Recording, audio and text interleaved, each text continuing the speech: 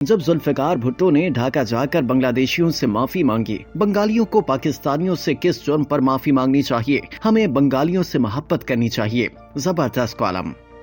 कॉलमनिगार मंसूर आफाक अपने कॉलम में लिखते हैं कि ये 22 फरवरी का एक खुशगवार दिन था। लाहौर शहर दुल्हन की तरह सजा हुआ था। जहां जहां से इस्लामी ममालिक के सरबराहों ने गुजरना था, हुकूमत ने उन रास्तों को खूबसूरत बनाने में कोई कमी नहीं छोड़ी थी। हत्ता के लोगों के घरों का बाहर से अपने खर्च पर रंगो रोगन करा दिया था। शेख मुजीबुर रहमान को अलजायर के सदर का तैयारा गुज़िश्ता शाम ढाका से लाहौर ला चुका था। जुल्फिकार अली भुट्टो एक दिन पहले ऐलान कर चुके थे कि अल्लाह के नाम पर मैं पाकिस्तानियों की तरफ से बांग्लादेश को तस्लीम करने का ऐलान करता हूँ। कल वहाँ से कुछ लोग आएंगे और मैं 7 करोड़ मुसलमानों की तरफ से उन्हें गले लगाऊंगा। कॉलमनिगार के बकौल सरबराही कॉन्फ्रेंस का इजलास शुरू हुआ तो शेख मुजीबुर रहमान ने जुल्फिकार अली भुट्टो को गले लगाकर दुनिया को ये पैगाम दिया कि बहरहाल हम एक दूसरे के भाई हैं। तकरीबन 4 माह बाद जुल्फिकार अली भुट्टो ढाका गए और जंग के दौरान होने वाली ज्यादतियों पर माफी मांगी, जो कबूल कर ली गई। मगर इंडिया के गहरे असरात के सबब बांग्लादेश पाकिस्तान से दूर रहा। वहाँ उन्हीं लोगों को इख्तियार में आने दिया जाता रहा जो पाकिस्तान मुखालिफ थे। जिन जिन के बारे में यकीन था कि ये पाकिस्तान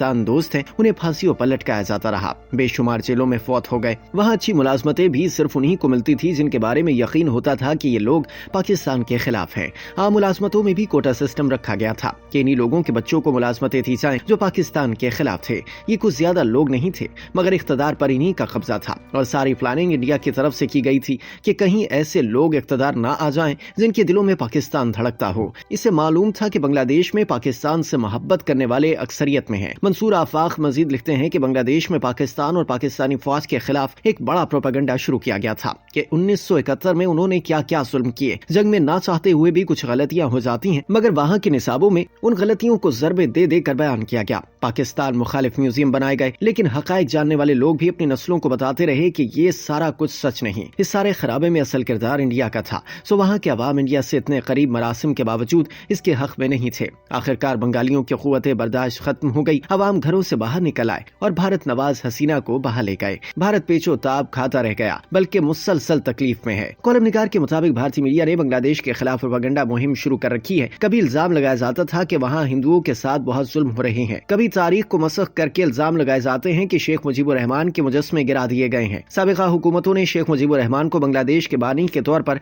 पेंट किया हुआ था, मगर अवाम ने इस बात को भी मुस्तरद कर दिया। मंसूर आफाक ने बर्मिंघम में रहने वाले अपने एक बंगाली दोस्त निजामुद्दीन से इस मौजू पर बातचीत का तज़किरा किया। इनके बकौल बंगाली दोस्त की बातें सुनकर हैरान रह गए।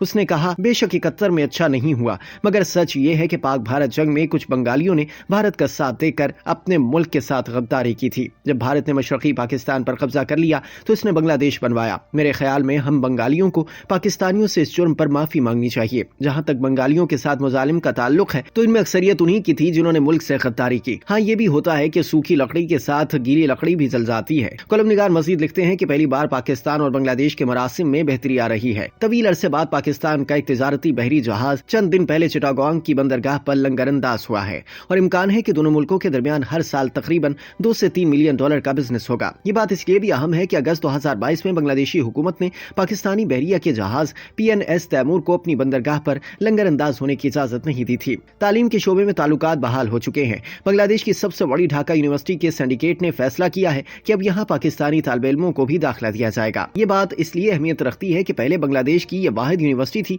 जिसमें पाकिस्तानी तालिब इल्मों को दाखिला लेने की इजाजत नहीं थी।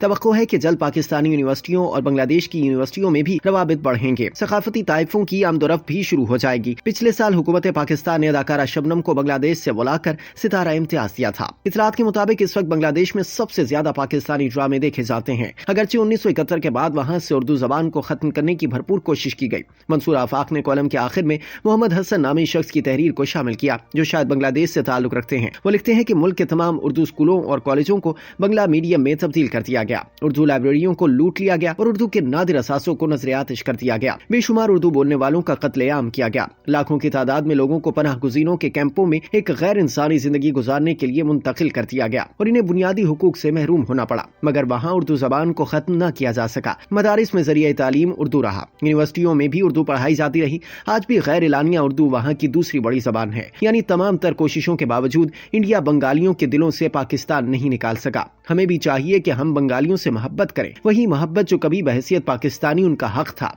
वज़ीर आज़म शहबाज शरीफ को बांग्लादेश का दौरा करना चाहिए ताकि मरासिम की बहाली में तेजी आए।